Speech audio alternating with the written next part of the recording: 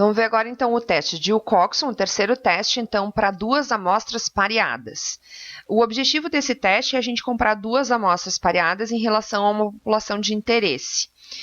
O objetivo é bem parecido com o teste dos sinais. Então, por exemplo, eu quero avaliar se o método A é melhor que o método B, se os clientes preferem o produto A ou o produto B, né? Mas a diferença aqui é que o teste é realizado baseado nas diferenças entre os pares A e B. Então, imagine que A e B fossem produtos, né? Se o cliente prefere o produto A ou o produto B. Mas ele vai ter que dar uma avaliação quantitativa para cada um dos dois produtos. Porque tanto o sentido quanto a magnitude dessas diferenças são considerados no teste do Wilcoxon, né? Então, eu vou avaliar a diferença dessa nota dada entre o A e o B, certo?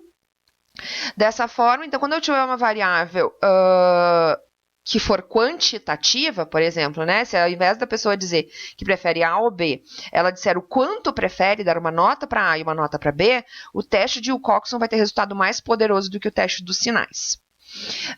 O teste de Wilcoxon é o primeiro teste, então, alternativo, né, levando em consideração o poder, mas é um teste alternativo, então, ao teste T para duas amostras pareadas, quando a gente não puder utilizar o teste T pareado, porque os seus pressupostos não foram atendidos. Certo? Então, seria a sequência. Quando eu puder usar o teste T para amostras pareadas, ele é preferido. Se eu não puder usar ele por não ter os pressupostos atendidos, prefiram o teste do Wilcoxon. Se a minha variável não for métrica, e simplesmente, né, como o exemplo lá dos produtos, prefere ou não um determinado produto, aí sim o teste dos sinais vai ser utilizado. Então, para esse teste, a nossa escala é do tipo intervalar, e o pressuposto são de que, assim como nos outros, né, os nossos pares. Dentro do par, as observações são correlacionadas, mas entre os pares, eles são independentes. Né? As nossas diferenças vão ser contínuas e simétricas, e a gente vai ver então que isso vai ser utilizado então para a gente obter a nossa distribuição da estatística de teste pelo Wilcoxon. As hipóteses são as mesmas do teste do sinal, né? Então eu estou avaliando de forma, né, posição central mediana comparando A e B. Então se A e B, por exemplo, for preferência por um produto, a preferência de A não difere da preferência de B, ou ainda há diferença entre as preferências, né, a nota de preferência, né, uma avaliação de preferência entre A e B. Aqui eu estou falando, então, em hipótese bilateral, mas também poderíamos formular tranquilamente hipóteses unilaterais. A nossa estatística de teste vai ser o mínimo entre duas somas de postos negativos e soma de postos positivos, que é obtido da seguinte forma, cada um desses dois valorzinhos, tá?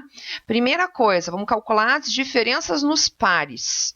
Né? Então, vamos pensar no exemplo dos clientes que avaliaram o produto A e o produto B. Então, eles deram uma nota para o produto A e uma nota para o produto B, certo? Então, a primeira coisa que a gente tem que fazer é calcular a diferença entre a nota dada por A e a nota dada por B. Guardem a magnitude dessa diferença e também o sinal desta diferença. Tá?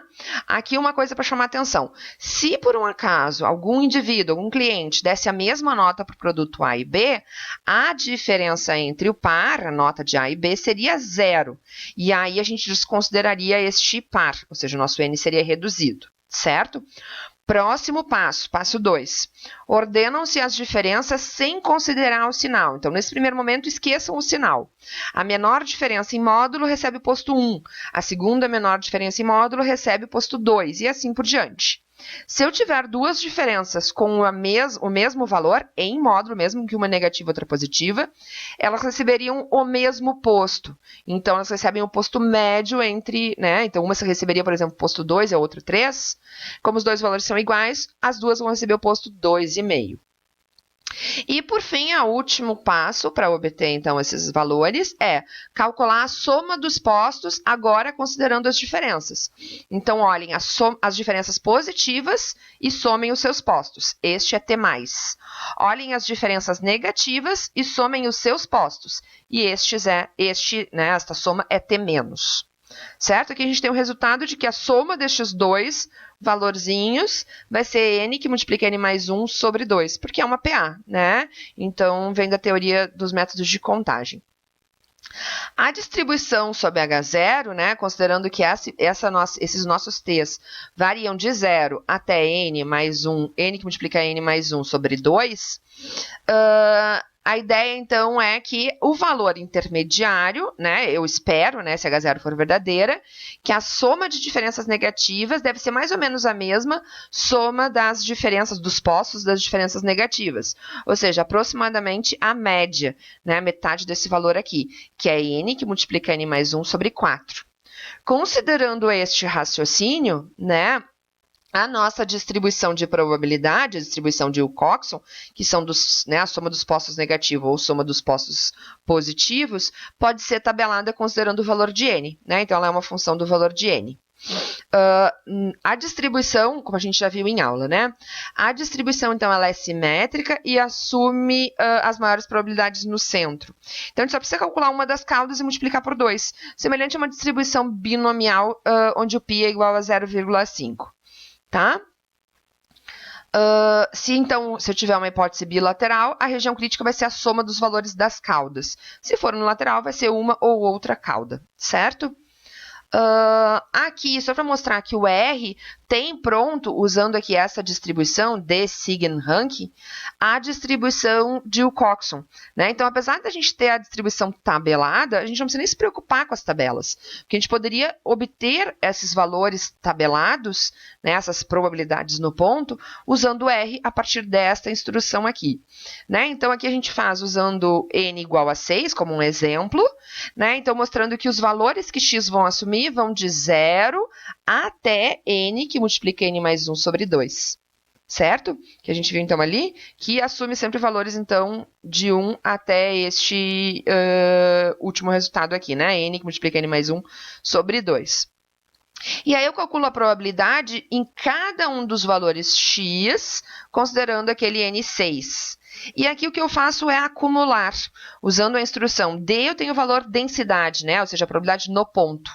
E P, eu tenho a probabilidade acumulada. Então, acumulando à esquerda, eu acumulo com essa instrução. E acumulando à direita, eu vou fazer 1 menos isso, o ponto anterior.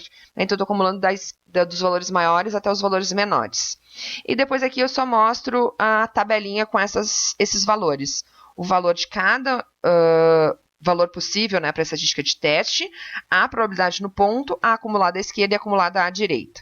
E aqui eu estou mostrando, então, as probabilidades. O nosso exemplo aqui é este aqui, né? Foi realizado um ensaio clínico em que foram utilizadas duas drogas A e B em pares de indivíduos, que são semelhantes, né, em gênero e idade. Então, vejam que não é o mesmo indivíduo que vai receber aqui o A e nem o mesmo indivíduo que vai receber aqui o B. Mas são indivíduos bem parecidos, são pareados porque eles têm as mesmas características, no caso aqui gênero e idade, certo? Para cada um dos indivíduos foi então administradas essas duas drogas e depois foi avaliado o nível de anticorpos em cada um dos indivíduos. Tá? Então, aqui a gente tem o passo a passo para a obtenção do nosso teste. Então, a gente viu que a primeira coisa que a gente tem que fazer é obter as diferenças. Ó, então, 12,4 menos 5 dá 7,4. E assim por diante, até 4,4 menos 21,9 dá menos 17,5. Certo? Então, estão aqui as diferenças. Eu não tive nenhuma diferença nula, então eu continuo com os meus pares, né? Não perdi nenhuma observação. O próximo passo é atribuir o posto. Então, neste momento, a gente esquece o sinal. Então, olhando em módulo, a menor das minhas diferenças é essa aqui, 0,7, que recebe o posto 1. A minha segunda menor diferença é essa aqui, que recebe 1,9, que recebe o posto 2. E assim por diante, até a minha maior das diferenças em módulo, que é esta aqui, 19,2, que recebe, então, o posto 12. E o último passo, então, para obter o valor da estatística é obter T mais e T menos, ou seja, somar estes valores aqui, ou seja, os postos atribuídos às diferenças positivas. 57, a soma destes valores aqui. E depois a soma destes postos aqui referente às diferenças negativas. Soma destes valores, então, 34. Então, a nossa estatística de teste é o mínimo entre estes dois valores. Então, a nossa estatística de teste é 34. Aqui as nossas hipóteses, né? Então, eu quero saber o quê? Se existe diferença entre as drogas A e B. Né? Se os níveis de anticorpos medianos entre A e B é o mesmo, ou seja, não existiria uma melhora, né? Não existia uma melhor do que a outra, uma droga melhor do que a outra. Ou se a mediana do nível de anticorpos entre A e B é diferente. Então, vai existir diferença entre as drogas A e B, uma sendo melhor do que a outra. Certo? Então, vamos lá primeiro. Região crítica. Como que eu obtenho a região crítica? Considerando, por exemplo, alfa igual a 5%, a nossa hipótese é bilateral e o nosso N é 13. Se a gente for lá na tabela, como a gente viu em aula, né, para N igual a 13 e um alfa bilateral a 5%, o nosso T crítico é 17, certo? Então, se eu calcular o erro do tipo 1 relativo ao 17, ou seja, se eu calcular a probabilidade do valor 17 e valores menores do que ele, eu tenho 0,0239. Como a nossa hipótese é bilateral, eu tenho que multiplicar isso aqui igualzinho na outra cauda. Nosso valor seria 0,048. O nosso valor, então, bem pertinho do 0,05, por isso que essa é a nossa região crítica. Se a gente usar o nosso valor aqui, a nossa função, né, P sign rank, eu estou calculando a probabilidade até o 17, né, de assumir valores de 0 a 17, nesta distribuição aqui, né, quando o N é igual a 13, e multiplico por 2, que tem as duas caudas. Como o nosso T é 34, ele não está na região crítica, porque a nossa região crítica são valores menores ou iguais a 17.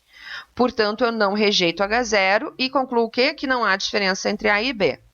Mas antes disso, vamos olhar a solução calculando o p-valor. Como é que eu calculo o p-valor? Então, eu tenho que ir lá e calcular a probabilidade de T assumir valores menores ou iguais a 34, que foi o valor obtido, né, lá para as nossas, o mínimo da soma das diferenças dos postos, né, das diferenças negativas e positivas. Então, se eu calcular isso aqui lá no R, né? Ou seja, a acumulada até o 34, ou seja, né, obter valores de 0 a 34, na distribuição aqui, né, do Wilcoxon para N13, o valor é 0,2274. Como o nosso teste é bilateral, tem que multiplicar isso aqui por 2, ó, como está aqui, multiplicar por 2. E este é o nosso p-valor, 0,4548. Como esse nosso p-valor é muito maior do que 5%, a nossa decisão é não rejeitar H0, como a gente já tinha visto aqui em cima. E aí a nossa conclusão, considerando alfa de 5%, não há evidências para afirmar que o nível de anticorpos gerados pela droga A seja diferente do nível de anticorpos gerados pela droga B. Né? Então não há diferença, né? Uma não se parece mais eficaz do que a outra. No R, né? Então, além de eu fazer desta forma aqui no R, usando esta distribuição, né? A distribuição do teste do Wilcoxon, eu posso calcular o teste Wilcoxon. Como é que eu faço isso? Eu vou lá e crio os meus dois objetos, que são, né, a sequência de anticorpos em cada um dos indivíduos que usaram a droga A e o número de anticorpos aqui, né, dos indivíduos que usaram B. E aí é importante colocar sempre na ordem, porque o nosso teste é pareado. Então, este resultado é o resultado obtido de anticorpos usando a droga A, do indivíduo que está pareado com este indivíduo aqui, que usou a droga B e tem este resultado para o número de anticorpos. E o teste é feito a partir da instrução wilcox.test, coloco os dois objetos aqui, né, os dois grupos, A e B, e a instrução aqui de pareamento. Então, não pode esquecer isso aqui. E está lá o resultado que aparece aqui para nós, exatamente o nosso p-valor obtido antes, 0,4548, né? Para finalizar, a gente vai retomar aquele exemplo que a gente já tinha resolvido lá usando o teste T, que na verdade era o teste apropriado, porque a gente fez a avaliação da normalidade, apesar da amostra bem pequenininha, né? São 5 pares. A gente fez a avaliação da normalidade e a gente aceitou a normalidade pelo teste do Shapiro-Wilk. Né? Então, como é que eu faço isso aqui nessa a gente já fez, né? Como retomar aqui só. Então, o teste, né? O Wilcox.test, eu coloco os meus dois parzinhos, igual a gente tinha feito lá no TEA, né? Que é da máquina X e da máquina Y, e dou a instrução aqui que é um teste pareado. Certo? E pedindo ele aqui, então a gente chega num p-valor, é aqui que eu quero chamar atenção, tá? Antes da gente finalizar essa aula. que o p-valor deu 0,0579, né? Arredondando 5,8%, mais ou menos, né? 5,8%. E se a gente voltar ao resultado que a gente tinha feito lá no teste T, a gente tinha um p-valor aqui de 0,0039, 0,4%. Então, vejam, 5,8% e 0,4%. Ou seja, no teste T eu rejeito, ou seja, digo que há diferença entre as duas máquinas, né? O tempo para realizar a tarefa, né, é diferente nas duas máquinas. E pelo teste de Wilcoxon eu não consigo identificar, ou seja, né, se eu usar 5%, né, pessoal? A diferença, né, que a gente observa amostral não é suficiente para a gente conseguir concluir sobre a diferença entre as duas máquinas, entre o tempo, né, de realização nas duas máquinas. Ou seja, a nossa conclusão é que o teste não paramétrico é menos poderoso do que o teste paramétrico. E, portanto, sempre que pudermos usar o paramétrico, é melhor utilizá-lo, né? Sempre onde eu tiver o paramétrico, onde eu puder usar o teste T, eu posso também usar o Wilcoxon, né? Ou seja, eu posso usar o teste não paramétrico, né? Porque ele não tem pressupostos. Agora, quando o pressuposto do teste, né, no caso a normalidade lá, tá atendida, prefiram o teste T, por ele ser mais poderoso do que o teste não paramétrico. Na sequência, vocês vão ter, então, agora alguns exercícios, tá, para se divertir.